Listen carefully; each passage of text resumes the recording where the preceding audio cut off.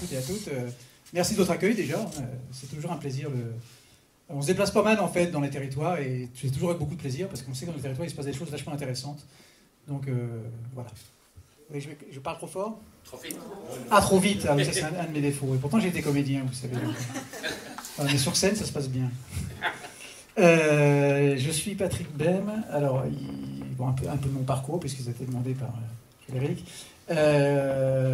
En fait, moi j'ai un profil d'ingénieur. J'ai travaillé quelques décennies dans l'industrie française. Pour rien vous cacher, c'est dans l'industrie des transports publics. J'étais à ce qui s'appelait Matra Transport à l'époque. Après, c'était racheté par Siemens. Enfin, peu importe. Mais puis j'étais responsable de tout ce qui était équipement des métros automatiques, et notamment la ligne 14 à Paris, qui était la première ligne automatique de métro. C'était mon boulot. Et puis, arrivé à la quarantaine, j'ai eu une petite réflexion interne, une petite crise, on va dire, en me disant que, vous savez, quand vous êtes cadre 10 supérieur, je ne sais pas ce que ça veut dire, mais bon, dans l'industrie française, alors c'est bien, vous êtes très bien payé, ça c'est toujours bien d'avoir des sous, mais, vous avez de la reconnaissance, vous avez peut-être de choses positives, mais finalement, vous passez énormément de temps à travailler, et d'ailleurs c'est d'ailleurs une honte, enfin on pourra en parler, mais je trouve que les cadres français, par le temps de travail qu'ils dépensent, en général c'est 50-60 heures, facilement, ils volent du travail aux autres en fait, donc voilà, ça pose un petit problème je trouve, mais donc vous dépensez beaucoup en tout cas. Finalement, pourquoi? Alors c'est très noble de faire des métros automatiques, hein, pas tout. Pourquoi pas? On en a besoin, c'est plutôt bien. Mais d'un autre côté, vous vous battez surtout pour que votre boîte gagne des parts de marché finalement. Et au bout d'un moment, on peut se poser la question. En tout cas, moi, je me suis posé la question est-ce que j'ai envie de consacrer ma vie et tous mes efforts à faire en sorte que ma boîte gagne des parts de marché? Il me semblait à l'époque, quand j'avais 40 ans, donc j'en ai 60, hein, vous voyez, donc il y a une vingtaine d'années. Hein, qu'il y avait des choses plus importantes peut-être sur lesquelles, s'il me restait encore un petit peu d'énergie, je devais peut-être me dépenser. Et du coup, j'ai quitté ma boîte. Parce que voilà, j'ai ressenti le besoin de faire autre chose. Je me suis rapproché en fait de Greenpeace à l'époque, avec lesquels j'avais déjà travaillé auparavant, parce que j'ai créé un groupe local de Greenpeace. Donc ça, c'est quelque chose de très, très intéressant, puis très amusant aussi, parce qu'on faisait un centre d'action. Donc voilà, c'est bien d'être sur le terrain et faire des actions, c'est toujours marrant. Et suite à ça, je me suis rapproché de Greenpeace. Je me suis dit, je me donne un an et demi, pour voir si je peux faire quelque chose d'utile, à part des métros automatiques. Et il se trouve que, de fil en aiguille, il y a eu une réflexion qui a démarré à ce moment-là sur la possibilité, parce que le marché de l'électricité commençait à s'ouvrir, de construire peut-être un fournisseur alternatif basé uniquement sur les ressources de production renouvelables, en particulier donc éolien et solaire, et dans un format coopératif. Donc c'est ce qui, assez rapidement, s'est appelé Enercop. Hein, on a mis un nom, grosso modo, ce qui est extrêmement rapide, en fait, hein, pour créer la structure. Et puis, comme la structure a été créée, je ne suis pas parti, je ne suis pas retourné à mes métros, mais je me suis consacré à diriger cette coopérative pendant, je ne sais plus combien de temps, 12-13 ans, je crois. Donc voilà, et puis ça a bien marché, ça continue à bien marcher, parce qu'il y a, je crois, 200 000 clients aujourd'hui, 100 000 sociétaires environ. Donc c'est un format SCIC, un SIC, Société Coopérative d'Intérêt Collectif, pour ceux qui connaissent ces détails juridiques. Donc très très belle expérience, et qui a donc réorienté complètement mon action. Suite à ça, là encore, quand vous êtes directeur général, on va dire, d'une structure même comme Enercop, alors au départ on n'était que 2, donc ça allait, mais au bout d'un moment, quand vous êtes plus d'une centaine, ça commence à... Voilà, vous avez le nez dans le guidon à longueur de journée, et puis rebelote, on revient à un travail qui finalement est un travail extrêmement fatigant, et finalement de gestion qui vous laisse pas beaucoup d'autres possibilités de réfléchir, on va dire. Donc j'ai quitté ce travail-là pour élargir un petit peu mon spectre, parce qu'il me semblait que la transition écologique, et en particulier énergétique, demandait d'avoir un recul un peu plus grand que celui simplement de travailler sur les énergies renouvelables. Et donc j'ai cédé ma place et je suis allé... j'ai rejoint à ce moment le labo de l'ESS. Alors un mot sur le labo de l'ESS, hein, c'est un... comme on dit en patois, c'est un think tank, comment t'as dit Un cercle de réflexion. Un cercle de réflexion, voilà. En fait, c'est rémunéré en grosse partie, en majeure partie, par des structures de l'ESS qui demandent au labo de réfléchir sur... finalement, c'est quoi l'ESS?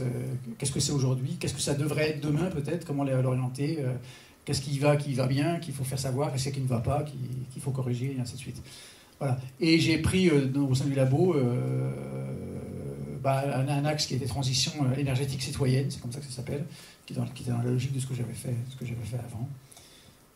Voilà, c'est pour mettre On en vient donc au document. En fait, pourquoi ESS et écologie, pourquoi cette note?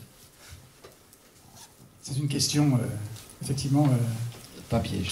Non, c'est pas piège, mais qui mérite d'être posée, parce que j'ai lu vos documents, le manifeste en particulier, et puis les réflexions qu'il y a eu depuis déjà, tu en as parlé, je crois, l'Assemblée Générale de Saint-Étienne en 2019, je crois, qui a lancé un petit peu ce mouvement-là. On s'est très très bien reconnu dans tout ce que vous avez écrit. Et ce que je vais dire va vous sembler sans doute assez naturel, mais pour autant, c'est pas forcément acquis que transition écologique et transition sociale, on va dire, aillent de pair. Historiquement, l'ESS n'est pas du tout un milieu dans lequel la préoccupation écologique était très très forte. Si vous regardez ce qui se passe, je sais pas, dans les banques mutualistes, les assureurs, enfin c'est pas une préoccupation qu'ils avaient de... Voilà. Or, il nous a semblé, enfin moi il m'a semblé en tout cas, et puis maintenant le labo le dit également, que la transition écologique n'avait pas de sens sans une transition sociale. On ne franchit la transition que sur deux jambes, avec une jambe écologique et une jambe sociale, sinon ça n'a absolument aucun sens. Et c'est complètement évident parce que on le sait bien, il y a un tas de raisons pour ça. Vous savez bien qu'il y a des inégalités environnementales qui est en fait une espèce de lumière qui est jetée, c'est l'inégalité sociale qui est projetée sur le côté environnemental, on va dire. Quand on regarde ce qui se passe au niveau des citoyens, au niveau des... il n'y a pas une équité, il n'y a absolument aucune équité entre les différents niveaux sociaux par rapport aux conséquences de la transition écologique. On sait bien que, grosso modo, quelques chiffres... On sait que 10% des plus riches sur la planète, c'est eux qui produisent 50% du CO2, par exemple. Ça, c'est un chiffre parmi d'autres, mais qui montre bien qu'il y a un problème derrière tout ça. Il y a un problème qui est qu'on ne peut pas demander à tout le monde de faire des efforts si les gens sont déjà dans la difficulté. En particulier, on a beaucoup travaillé sur le problème de sobriété énergétique, mais pas seulement énergétique. Et alors vous savez peut-être qu'il y a en France, il y a quand même 8% de la population qui est en précarité énergétique. Alors, aller parler de sobriété à des gens qui sont en précarité, ça pose un problème. Donc, ça prouve bien qu'on n'aborde pas le problème de la sobriété et donc de la transition de façon générale, sans passer par la question sociale. Et donc, aujourd'hui, de façon extrêmement résolue, on essaie d'orienter la réflexion, et c'est-à-dire l'écosystème, on va dire, de l'ESS, sur cet axe-là, qui n'est pas encore complètement acquis aujourd'hui, qui est de dire, mais ne parlons plus d'économie sociale et solidaire sans ajouter la fibre écologique, ou alors inversement, n'abordons pas la fibre écologique sans le faire directement en lien direct avec donc le côté social. Ça ne va pas de soi, parce que, je dirais, d'un certain côté, ce qui se passe très bien, c'est on voit très bien sur les territoires, beaucoup de projets citoyens, la quasi-totalité du reste, se montent en général dans des formats ESS, on va dire. Les SIC, les coopératives, enfin voilà, dans un format plus démocratique, et une recherche de gouvernance mieux partagée, et ainsi de suite. Donc dans ce sens-là, c'est assez naturel pour l'ensemble, pour beaucoup de porteurs de projets sur les territoires. Mais d'autre côté, encore une fois, l'ESS un peu plus classique, parce que l'ESS c'est un monde assez varié.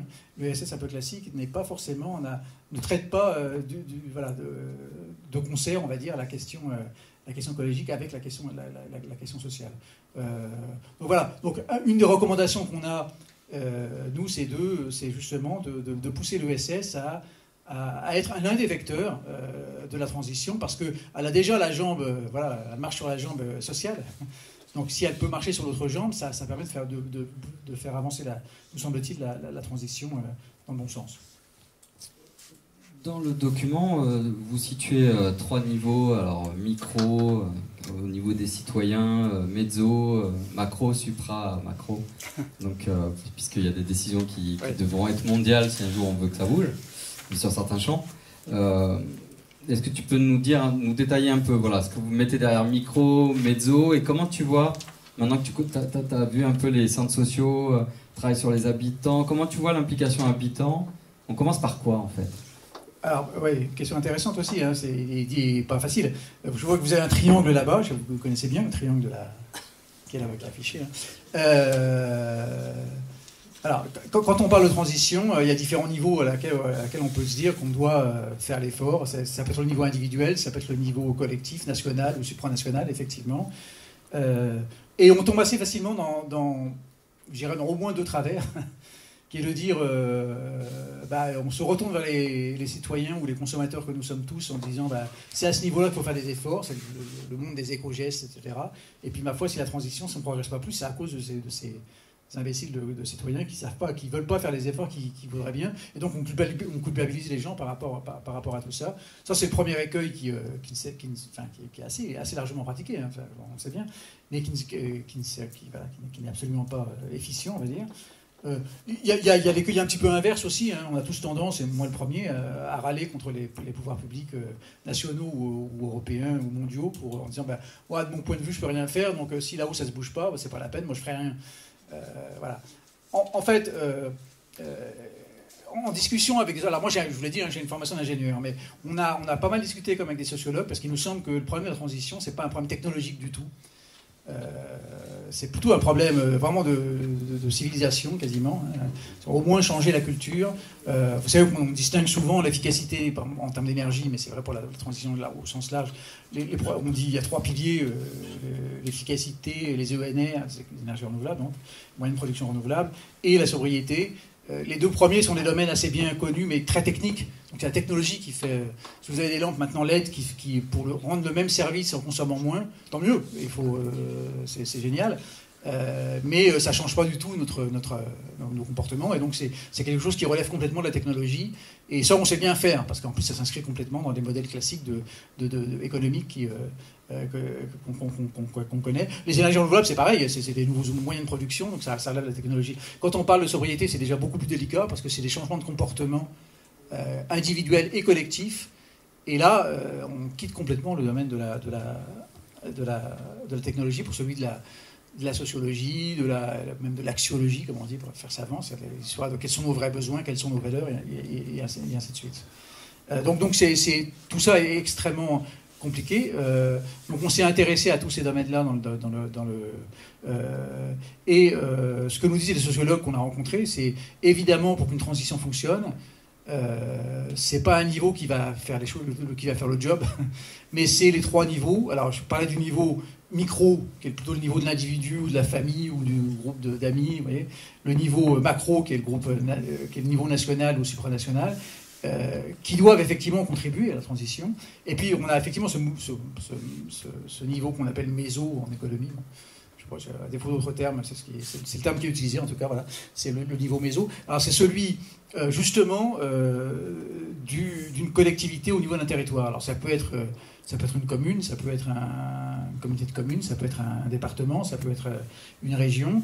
Et nous, extrêmement clairement, au labo, on essaye de favoriser ce niveau-là comme étant l'axe majeur dans lequel les choses peuvent bouger.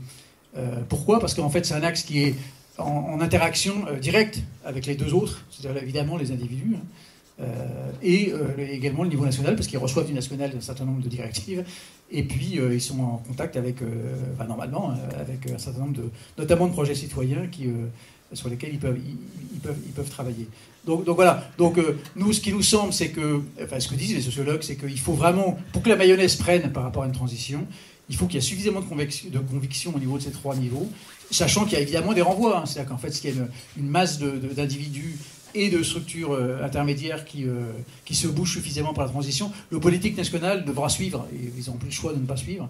Donc voilà, il faut que la mayonnaise prenne par le fait qu'à ces trois niveaux, on peut agir. Et le levier privilégié de notre point de vue, hein, c'est vraiment le niveau intermédiaire qu'on appelle méso.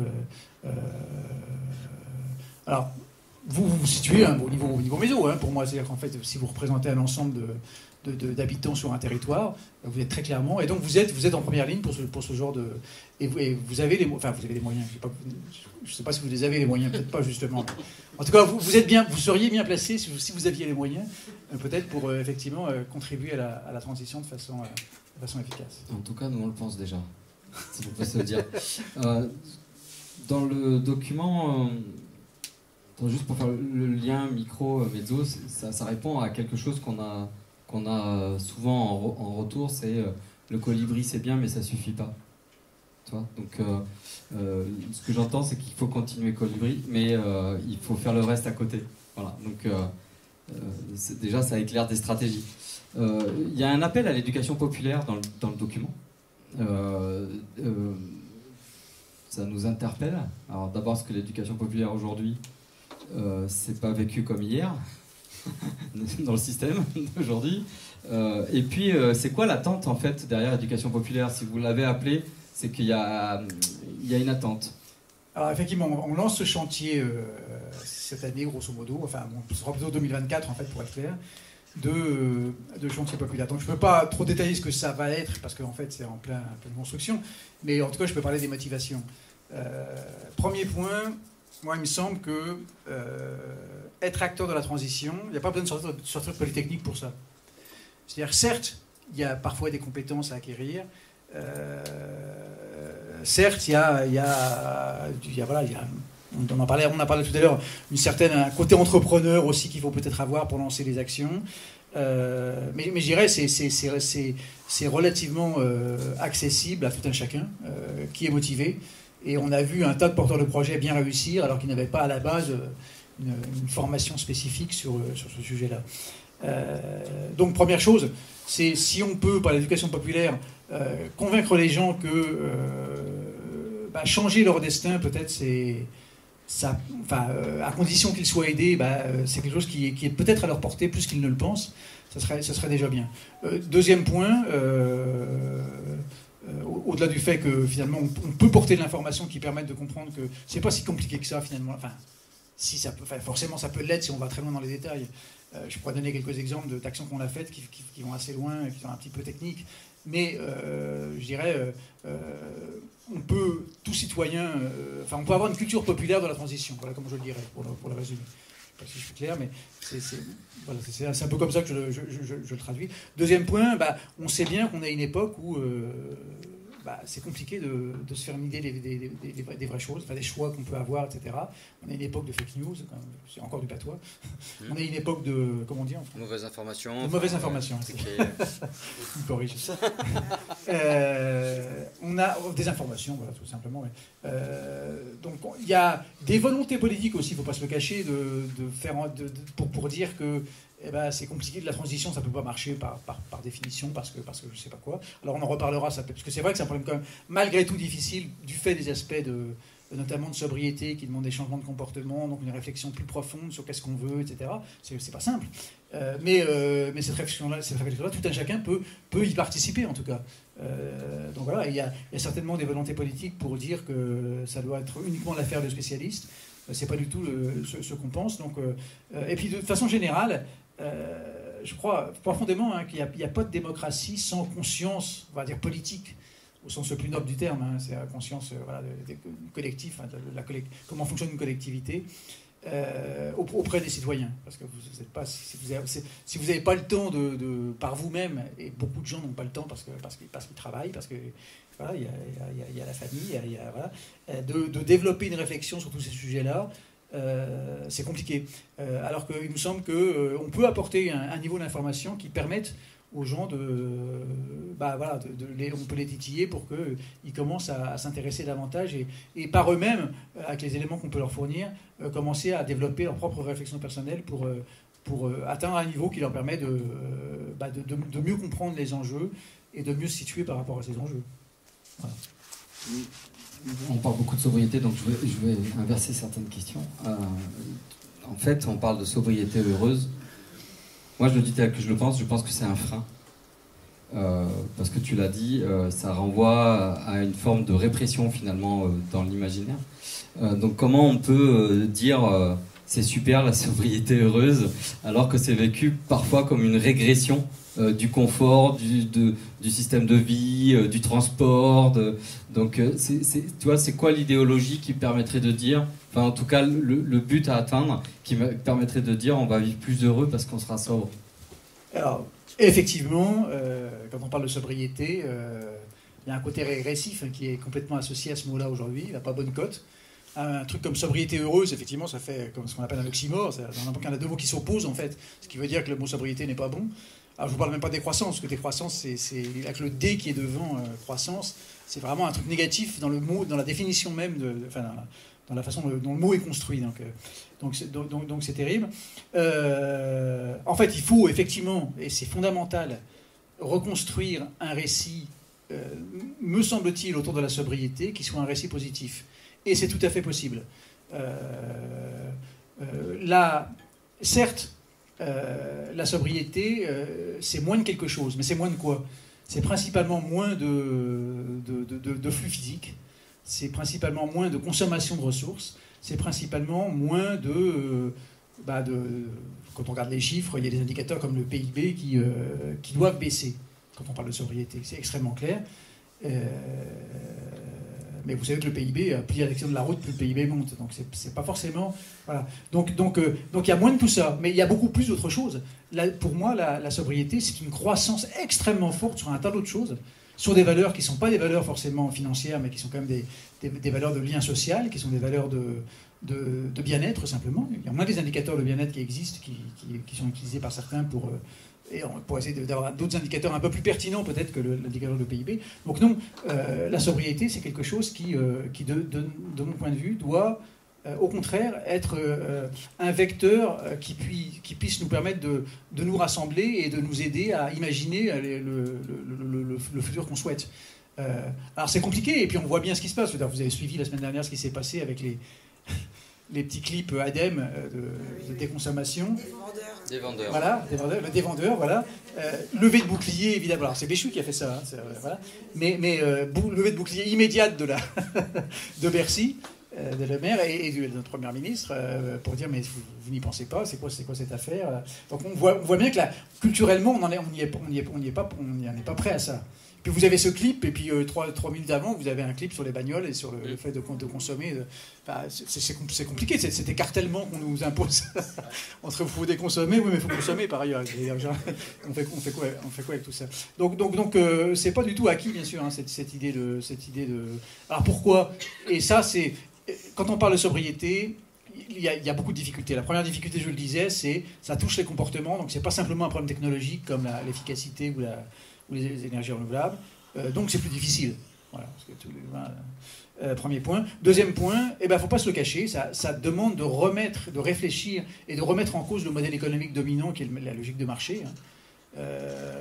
Et ça, évidemment, c'est ce qui fait que vous avez des réactions comme celle de Bercy qu'on a entendu la semaine dernière, parce que la plupart des politiques, vraiment la plupart, hein, c'est rares sont ceux qui s'inscrivent pas dans cette même une grosse partie de la gauche s'inscrit dans cette idée finalement d'une espèce de libéralisme, hein, qui est quand même le modèle dominant. Or, très clairement, effectivement, la sobriété demande de réfléchir, de définir peut-être des modèles économiques différents.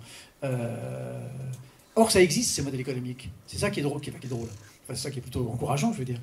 Il y a, et notamment sur les territoires, vous voyez plein d'expériences de gens qui imaginent des modèles économiques un petit peu différents. J'ai tendance à donner un ou deux exemples. Alors, je le disais, on fait le tour des régions depuis 2-3 ans là, au labo pour discuter avec des porteurs de projets, pour voir un petit peu ce qui se passe, pour essayer de chercher à fédérer. Enfin, bon. Moi, j'ai été très frappé par 2-3 expériences. Regardez, je ne sais pas si vous connaissez Ardelaine. C'est en Ardèche. Hein. C'est autour des métiers de la laine. Il y a un bouquin qui s'appelle Bouton rebelle de Béatrice Barras, je crois, c'est ça. Béatrice Barras, oui, c'est ça. C'est un truc qui a été monté vraiment toute petite échelle et qui a très très bien marché. Hein. L'idée, c'est les métiers de la laine, puis on fabrique des pulls, et puis on vend ça, on a un site internet, on peut acheter des pulls. Ça a si bien marché que... à un moment donné, il y a 3 ans de ça, ou 4 ans même maintenant, ils se sont trouvés un petit peu débordés parce qu'ils n'arrivaient pas à suivre vraiment cette chose-là. Donc ils se sont réunis entre eux. Ils ont dit, mais qu'est-ce qu'on fait par rapport à cette demande-là? Il y avait même un grand groupe japonais qui voulait leur commander, alors, mais par centaines, hein, enfin, quand je dis centaines, c'est peut-être plus d'ailleurs, des pulls, et qui auraient demandé aux gens d'Ardelaine de complètement changer leur façon de faire, de s'adapter, de grossir, etc. Typiquement, ils ont dit, après réflexion, hein, ils sont mis tous ensemble pour réfléchir à ça, c'est pas notre truc, ça. Grossir par simplement l'augmentation du chiffre d'affaires, on va se faire du blé, certainement, mais on n'a pas fait un projet qu'on voulait différent au départ pour retomber dans ces travers-là. Donc ils ont fait le choix, qui peut sembler extrêmement courageux, mais qu'il faut saluer en tout cas, de se dire, non, messieurs les Japonais, on n'a pas les moyens de vous... Voilà, c'est pas notre projet de être capable de vous envoyer des milliers de pulls à l'autre bout du monde. Nous, on a un certain chiffre d'affaires, on dégage une marge assez intéressante, mais on va l'utiliser à faire d'autres choses. Et qu'est-ce qu'ils font ? Eh ben, ils organisent vraiment un projet de territoire. C'est-à-dire qu'ils ont d'autres activités, des activités de formation, même des activités en ville. Hein. Il y a un truc qui s'appelle Cité Fertile, sur lequel ils travaillent également. Donc voilà, donc c'est une autre forme c'est de dire, nous on ne va pas croître pour croître au sens de la croissance classique, on va dire du PIB en quelque sorte, enfin en tout cas du chiffre d'affaires, mais on va croître parce qu'on va se diversifier sur le territoire pour créer vraiment un projet de territoire. C'est génial, franchement c'est génial. Comment ? Oui, exactement, oui. Exactement. Alors il y a des expériences comme ça, il y en a d'autres. On parlait de Terra Village. Non, c'est pas Terra Village dont on parlait. Il y a des éco-villages qui sont bien. On parlait d'une structure qui, moi j'étais donc cette semaine en centre, j'étais à Tours, donc dans la région, c'est organisé par la région. On a fait une journée de sobriété avec la région. C'est comment faire pour mettre en place une politique de sobriété. C'est pas avec la région, donc. Avec l'avantage quand même, c'est que la région elle est extrêmement favorable à tout ça. Enfin, parce que la couleur politique de la région elle compte beaucoup quand même. Enfin, excusez-moi, mais sans vouloir faire politique, mais c'est quand même force est de constater que il y a des régions ça se passe mieux que d'autres. Mais voilà. Donc on parlait effectivement d'une structure qui prend des déchets industriels et qui les propose pour des gens qui veulent faire des œuvres d'art, par exemple.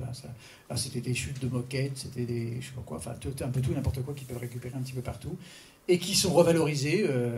Voilà une idée toute bête qui est créée, qui est géniale. Alors, au-delà de ça, évidemment, et vous avez peut-être la même préoccupation, c'est il y a toutes ces expériences vachement intéressantes au niveau des territoires. Et vraiment, ça remonte le moral, encore une fois. Mais maintenant, comment est-ce qu'on fait une fois qu'on a ça ? Quel effet de levier on peut avoir pour se dire, mais ces modèles-là, on sent que ça grouille un petit peu partout et c'est génial. Mais comment on en fait quelque chose qui devient beaucoup plus important, qui ne reste pas marginal, parce que ça reste quand même malgré tout marginal, ce type d'économie. Et c'est une vraie question. Alors certainement, il faut faire ce que vous faites, enfin, ce dont tu parlais tout à l'heure, c'est-à-dire créer vraiment des lieux où on puisse échanger de l'expérience, pour inciter d'autres à dire, voyez, nous on a fait ça, peut-être vous n'avez pas eu l'idée, mais cette idée qu'on a eue, peut-être vous pouvez, si vous souhaitez, la reproduire sur votre territoire.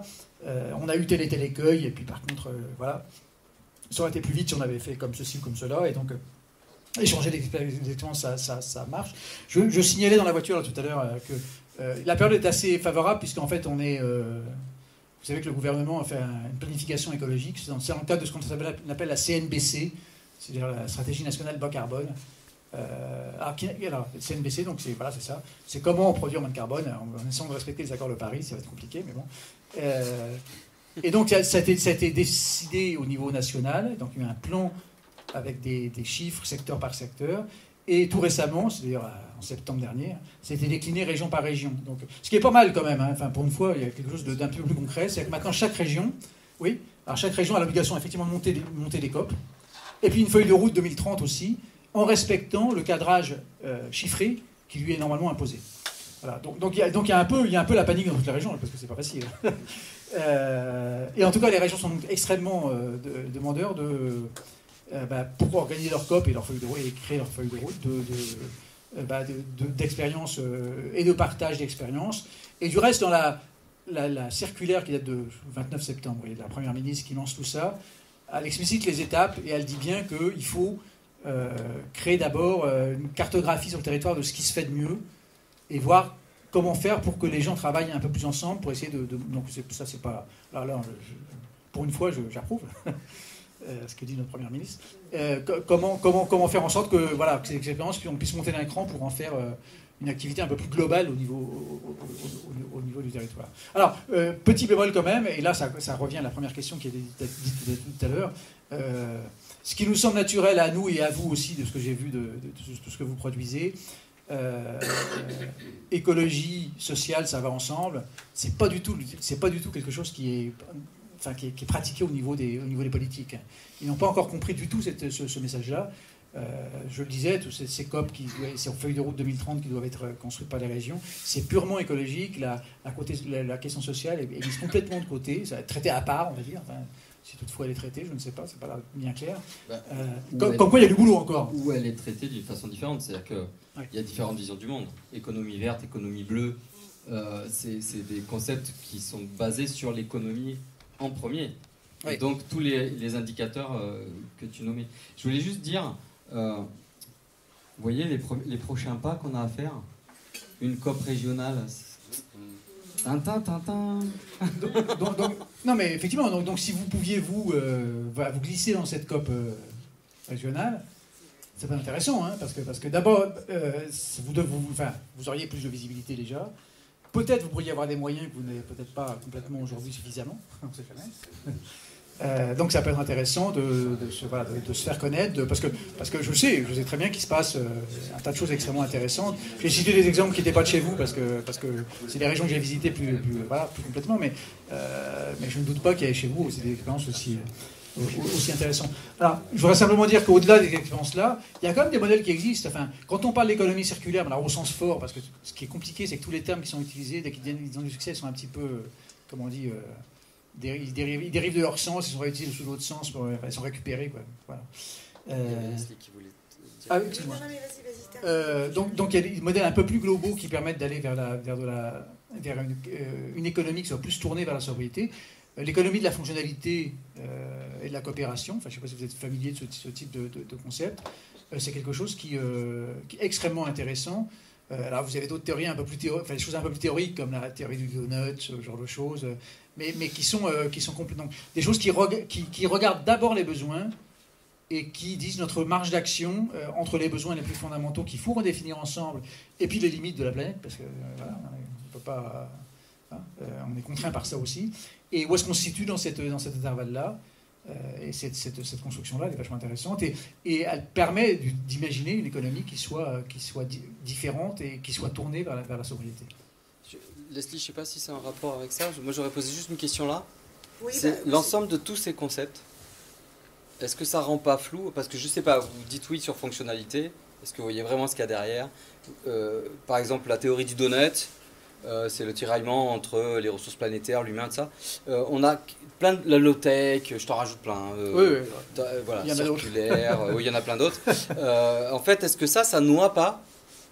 On ne sait plus où aller, en fait. C'est-à-dire qu'à un moment donné, on va travailler économie circulaire, et puis on s'aperçoit effectivement que c'est rattaché à un autre truc, mais on nous sort économie donut, et tous ces repères théoriques qui normalement nous aident à conduire, à avoir une visée, en fait, moi j'ai plutôt l'impression qu'aujourd'hui, il y a un tri à faire et qu'on a du mal à le faire parce que tout se mélange. Qu'est-ce qu'on priorise? Ouais, c'est ça. Et c'est compliqué aujourd'hui de faire ce choix. Bien sûr. Tout complètement d'accord sur le fait qu'il y a tous ces concepts. D'ailleurs, je vous en balance peut-être trop déjà. Et c'est compliqué. On est un petit peu noyé sous tout ça. C'est sans doute que je les présente aussi pas très bien, sans doute, parce qu'en fait, à la base, je pense que ce qui est recommandé, enfin nous on agit dans ce sens-là. Évidemment, il n'y a pas de recommandation, il faut prioriser ça ou ça, parce que ça dépend vraiment des territoires, ça dépend vraiment des envies des uns et des autres.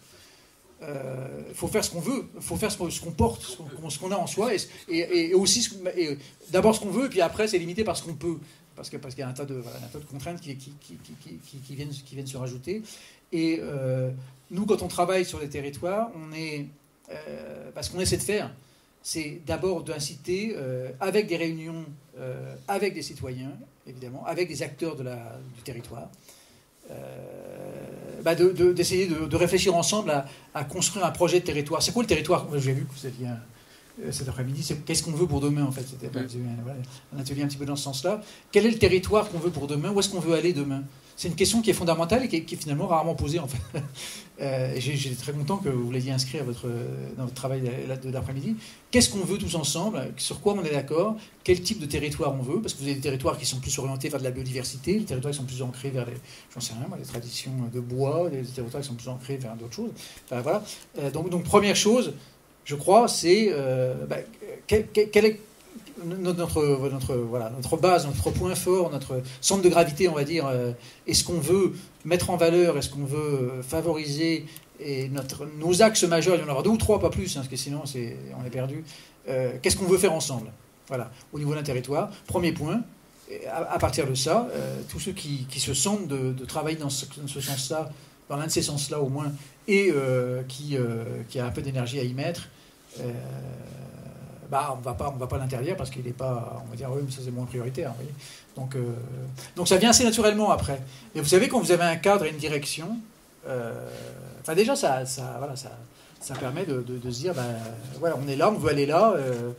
C'est pas facile, bien sûr, mais on souhaite surtout faire ça. Franchement, sur la biodiversité, parce que c'est un autre sujet, hein, c'est un autre sujet, non, on est en plein dedans, mais il y a des régions qui cherchent, ou des territoires, plutôt des régions, qui cherchent principalement à prioriser la biodiversité, parce qu'ils ont une biodiversité qui est assez riche et qui est en péril. Voilà, donc ils font ce choix-là. Et effectivement, quand vous faites ça, vous ne favorisez pas forcément les projets d'énergie renouvelable sur votre territoire, vous voyez. Donc effectivement, il y a des choix à faire.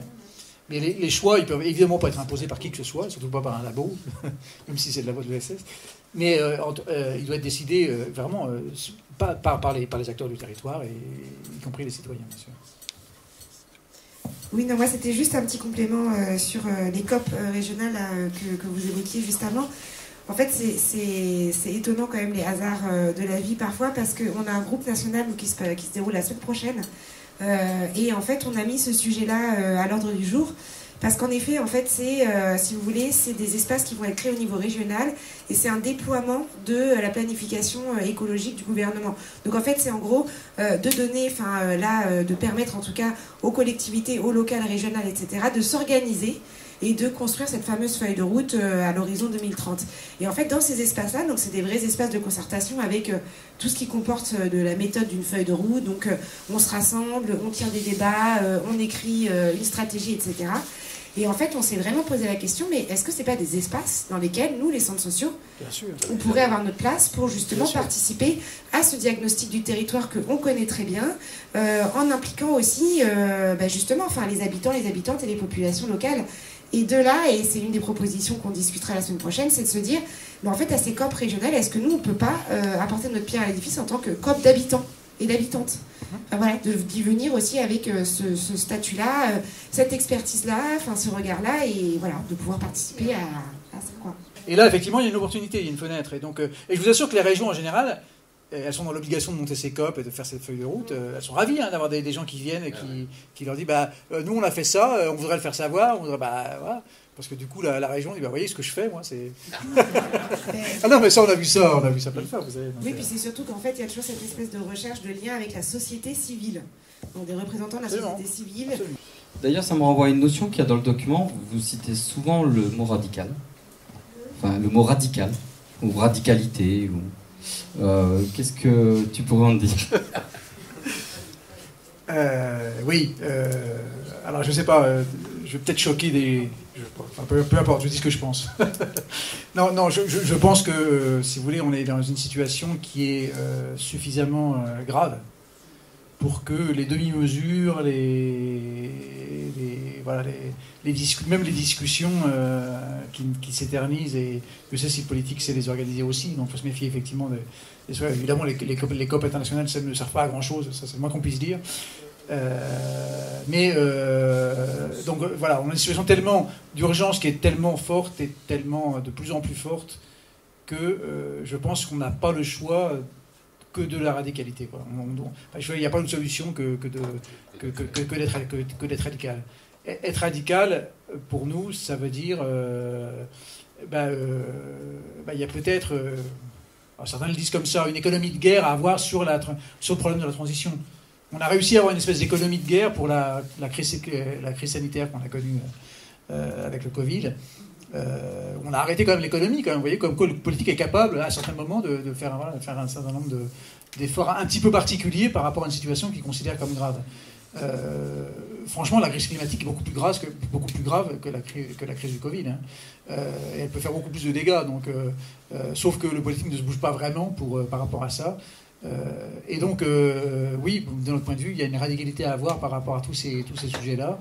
Il y a une priorité absolue à orienter nos efforts et au niveau politique encore plus sur ce problème-là, et dénoncer toutes les demi-mesures qui peuvent être prises et puis ce qu'on appelle le greenwashing encore. Comment on dit? Là, il a les bons mots en français. Ah, il calme. Donc oui, il faut être radical. Pour moi, radical n'est pas une injure, hein, au contraire. C'est un terme d'engagement, c'est un terme d'affirmation qu'il y a des actions à conduire, qu'il y a une priorité absolue sur des problèmes aussi importants. On est vraiment, de mon point de vue, hein, après on peut en discuter bien sûr, on est vraiment dans une situation de crise civilisationnelle. On va y arriver. C'est moi ça? Civilisationnelle. Voilà. Les fins de soirée sont compliquées. Vous m'avez compris de toute façon. Et on a besoin... Vous savez, moi d'ailleurs, je porte un mot, parce qu'on parle de transition. Transition, c'est gentillet comme mot, parce que... Transition, ça fait un petit peu quelque chose de très doux. Moi je préférais parler de révolution. Hein. Voilà. En quoi on peut être radical aussi. C'est pas une transition sociale, c'est pas une transition écologique, c'est pas une transition juste, peut-être, c'est même une révolution juste. C'est un changement total de paradigme, d'organisation de mon point de vue, de notre société, de notre économie. Excusez du peu, mais c'est... on n'a encore sans doute jamais vu ça. Si, il y a eu la révolution industrielle qui a complètement changé la donne sur la façon dont tout s'organisait pour du bien et du moins bien, comme on le voit aujourd'hui. Mais on a besoin aujourd'hui, je crois, d'un changement total de paradigme à tout point de vue sociétal, quoi. Donc on a une transition sociétale, une révolution sociétale à assurer, et la radicalité là-dedans, elle s'impose. Voilà. Alors, c'est un peu extrême ce que je dis peut-être, mais je peut-être, mais c'est ce que je pense. À partir du moment où ça assume, c'est très bien. Non, j'ai pas grand-chose à vous dire de... je crois que vous êtes plus fort que beaucoup, en fait. C'est ce qu'il faut se dire. Hein. Tout ce que vous faites, je ne connais pas vous, personnellement, voilà. Mais en tout cas, tout ce que vous faites, globalement, c'est absolument super. Globalement, c'est ce type d'action qui doit ouvrir le chemin. En particulier, mais pas seulement, il y a bien d'autres moyens pour ça aussi, bien sûr. Il faut y croire, il faut s'affirmer. Je pense que vous avez raison, donc, je sais pas, sans vouloir... donc, il y a nécessité de faire des choses, il y a nécessité d'agir, il y a nécessité... Donc portez ça en vous, portez-le haut et fort, et puis je dirais aussi que... Moi, c'est un milieu que je ne connais pas trop, les centres sociaux, voilà, c'est la première fois que je fais ce genre d'intervention avec un public comme le vôtre, mais en fait, c'est génial, c'est qu'en fait... les entrées dans la transition quand on est centre social, elles sont multiples et nombreuses, quoi. Parce que, il m'avait posé la question, mais que tu m'avais dit, mais voilà, si vous avez si le labo a une recommandation, ça serait laquelle pour les centres sociaux? Alors, évidemment, je n'en ai pas en particulier, mais j'ai regardé un petit peu ce qui se faisait, et puis il y a tellement de choses sur lesquelles vous pouvez intervenir, sur lesquelles vous intervenez déjà, au niveau national en tout cas, au niveau de l'ensemble des centres sociaux, que ce soit la durabilité des produits par le réemploi avec les accords de riz, ce genre de choses, les riz per café, tout ça, sur l'alimentation, il y a énormément de choses à faire, il y a énormément de choses qui se font déjà, sur les invendus, etc. Il y a tellement de choses qui correspondent bien avec ce que je comprends de ce qu'est votre action, il y a du pain sur la planche. Il y a beaucoup de choses que vous pouvez faire. Et puis, je dirais, l'autre aspect sur lequel j'aimerais un petit peu insister, on en a parlé pas mal, mais j'insiste encore, ne serait-ce que discuter avec des citoyens, qu'est-ce qu'on veut pour demain, ne serait-ce que cette question-là, permettre aux gens de s'exprimer, et puis vous savez, moi, il y a beaucoup de gens, je vois ça même dans ma famille, c'est des questions que je pose, moi, parce que je suis un petit peu taquin, mais je me rends compte que les gens, souvent, ne se sont pas posé la question. Et donc, donner l'opportunité aussi de créer du lien social comme ça, en se posant ce type de questions, qui sont des questions de base, mais qui sont vachement bien, ça contribue à l'élévation globale de notre niveau à tous, et donc c'est très bien, donc faut continuer, et il faut croire en ce qu'on fait, et il faut le porter plus haut. Il faut le porter plus haut, parce que franchement, très sincèrement, hein, depuis que je vois, moi je suis un peu dans les labos, c'est national, c'est un petit peu, il y a un côté un peu intello, tout ça, mais la vérité se fait au niveau aujourd'hui, je trouve, hein, de ce qui se fait beaucoup dans les territoires par des gens qui, dans leurs projets, On n'a pas besoin de définir tout ça avec la sobriété pour beaucoup de gens. Parce qu'en fait, ils le pratiquent, ils en ont envie, et c'est pas du tout des concepts abstraits, ils n'ont rien à foutre de la conceptualisation, la formalisation de tout ça. Mais en fait, ils le vivent et ils le mettent en œuvre à travers les projets. Et je trouve que ça veut dire qu'il y a une vraie appétence, comme on dit, pour ça. Et ça, c'est vraiment un espoir qui est génial. Et puis, on a besoin quand même de se remonter un peu le moral de temps en temps. Et moi, à chaque fois que je me balade dans les territoires, franchement, je suis content, quoi. Je vois des choses qui sont géniales. Alors que si vous restez à Paris et que vous écoutez plutôt ce qui se passe au niveau politique, bah, c'est vrai. Donc je reviendrai.